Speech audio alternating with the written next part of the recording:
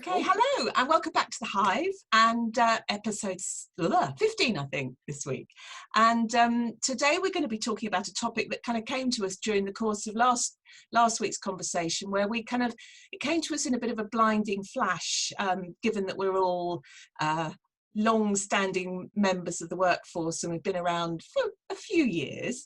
We started to talk about how it must be and how it must feel if you're actually beginning your working life for the first time ever in a first job, and you're doing that from home, working remotely. You've never met the people you work with, you've never met them to be interviewed, and your first experience of the workplace is actually your bedroom or your mum and dad's dining room or something. So today we're going to be talking about how to support new starters when their first ever job is in that kind of environment. And I guess we should start with you, Jo, because really, if anyone's an expert on productivity and virtual working, and you sort of set this stall out many years ago, it's you. So how would you imagine that experience differs for people in that situation compared to people like us when we started out?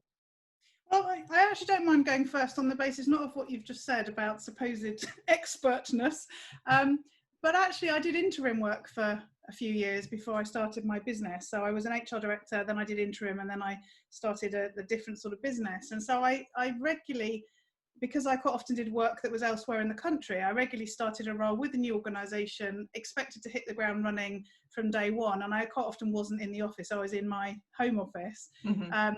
And so I know from that point of view, even though, I had knowledge and expertise and experience of being in offices, and I knew the sorts of questions to ask and who I needed to probably speak to, I still remember those moments of sort of sitting in my office thinking, I have nothing to do. I don't know what to do now because, I've read the induction pack and nobody can talk to me for another 2 hours.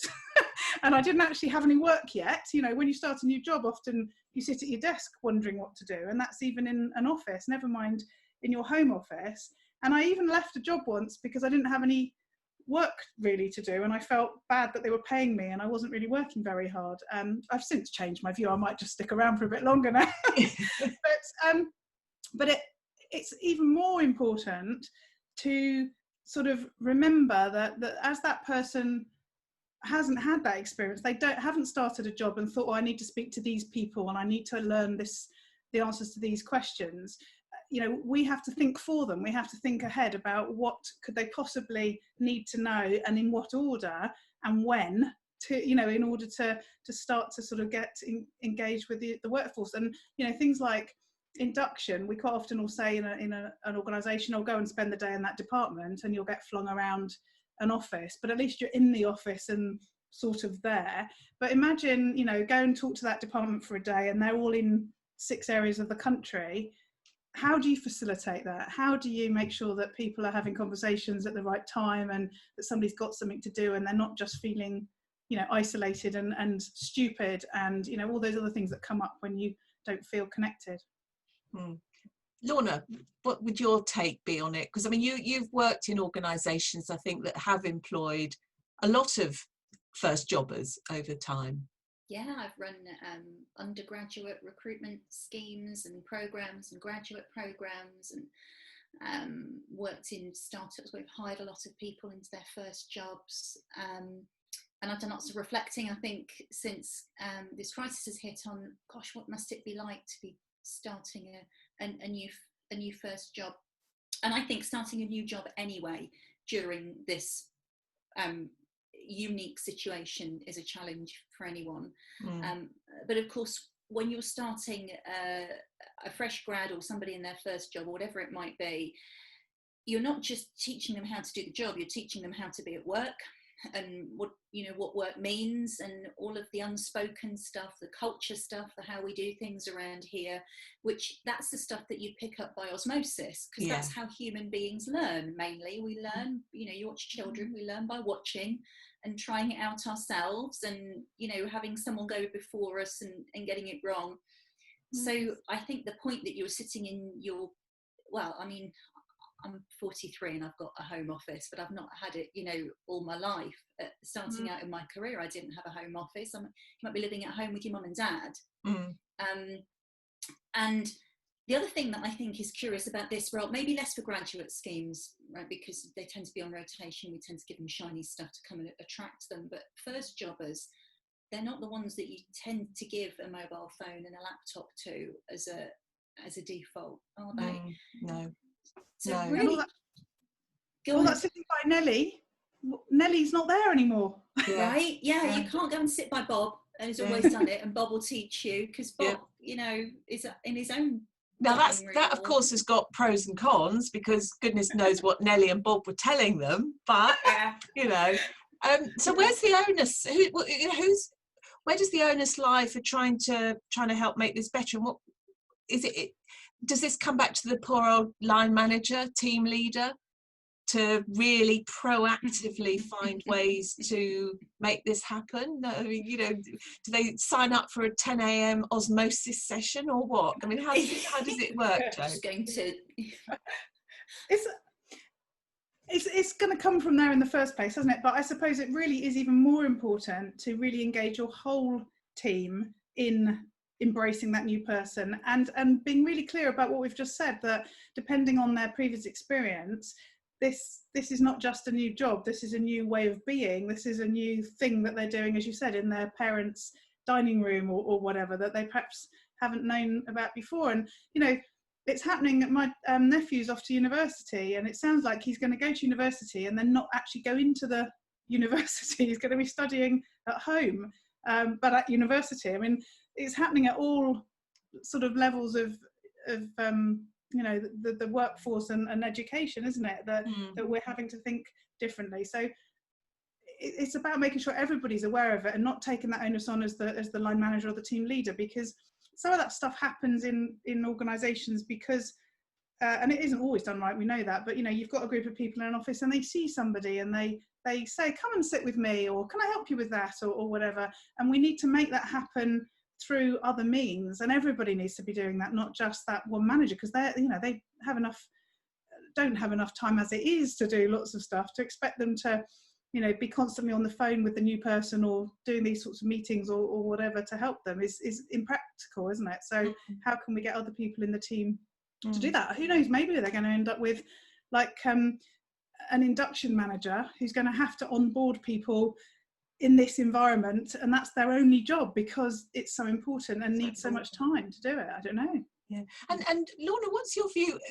I mean, how does, if somebody's joining and they're on a, you know, sort of 3-month probation or whatever, there's a sense, isn't there, that in that 3 months we're looking to make a good impression and to make our mark and be observed as being, you know, made of the right stuff and a good fit and all of that. So how's that going to pan out, do you think? Performance management, what, you know, how's that going to be handled? So I would put probations in room 101 if I would ruled the world anyway. It's my first thing that I'd say. In any event, yeah? In any event. For anyone, yeah. Like, it does put that, you're talking about starting a psychological contract with someone, you need to build trust, and what you're saying is, but you're under a spotlight for 6 months, so just one foot wrong and you're out the door, and we don't really trust our recruitment processes anyway. We might have made a tough decision. So that's my soapbox about that. Yeah. I think, but there is a lot of pressure when you are starting a new job, because you are building trust with new people. You are, you know, you're going through all of the I always describe the first few months of a new job, it's like having your head in a blender, that absorbing information, and it's so much easier to do that when you are having informal chats in the canteen or able to sit down with someone. So I think it's really funny, because I've been working with a client just this morning on taking their current induction program package, where they do things, and how do we make it fit for purpose now that we're truly a flexible, agile organisation, and we're never going back to head office. Right? Head office for this business is just going to be a hub where we meet safely at the moment, and then we use it for team meets and customers in the future. So the world has definitely changed. And I think it's exposing all the stuff that we've always known, but we've kind of got away with not doing because we've just let people go and sit with Bob. Like your internal employer brand, your tone of voice, how you speak to people, the experience they have in everything that they do needs to be consistent, and it needs to speak to the culture and the expectations that you have of people. So if you have told a new starter that you are a technology focused, agile, fast forward thinking business, and their induction is just the PowerPoint deck that Mary used to walk through in the office, presented on Zoom for 2 hours, you've just on their personal laptop, because you've not actually sent them a laptop yet, right? Because somebody forgot to put the requisition in. Exactly. It's going to expose all of those holes in the induction processes. And I've worked in a fair few businesses, big and small, I'm sure you do as well. They're never perfect. No. You do the corporate thing, some of the training you've got to do for health and safety or compliance, whatever else, and then you learn how stuff really gets done. So I think it's really going to put onboarding under a spotlight for organisations. And I agree, somebody needs to own it, drive it. I would always say as a HR person, it's the line manager's responsibility to bring on to board, but we can't just go over to you guys. No. This is really where technology is going to come into play. Social networks, enterprise social networks, that kind of thing, to create teams, particular groups, cohorts of new starters that together we're all going through the same process together. Yes, and that will help. But just, I was being flippant about not having the laptop, but how many times have we started a job and not had the equipment, and now it doesn't matter as much because people have phones and they quite often have their own computers and so on, and they can probably get away with it. But I remember back in the day spending a week with no technology and having to just borrow other people's or work on paper or have lots of meetings because I couldn't do any work yet because I didn't have the tech. If we don't get ourselves organised to order that and send it to people in time for their start, or we build in that it's day 3 that they're expecting it or whatever, then even just that real simple logistical thing is going to cause issues, isn't it? Or an email address that is temp@blah.com. How many times do people live with that? And it's that sort of stuff that when you've met Bob and Mary and you like them because you like the people and you've been out for the lunchtime drink and they're all right, so you forgive them the fact that onboarding was a bit of a shambles. Take away the direct human connection straight up front, and someone's experience of you as an organisation is how you do that stuff. Yes, it's just critical. Absolutely.